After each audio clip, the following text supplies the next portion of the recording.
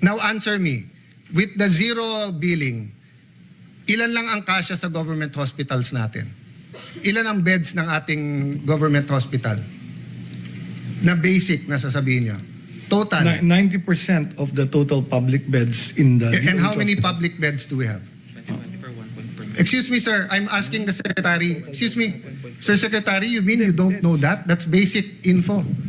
I keep changing because there are hospitals that increase their bed capacity by law. So the number is not Sir, a fixed number. By law and actual, there are certain things that daily you have to know. And nasa fingertips mo yan. No coaching. I am testing the secretary precisely because I want to know if he's diligent on this or not. You don't have to give me the exact. You can give me a ballpark. Oh, so more or less, ilan ang bed capacity natin? Sir, Mr. Sergeant of Arms, pakitanggal yung naka-black na jacket. Sinabi ko na no coaching eh. Please leave the room. So it's probably about 800. Sir, suspended. Sinabi ko na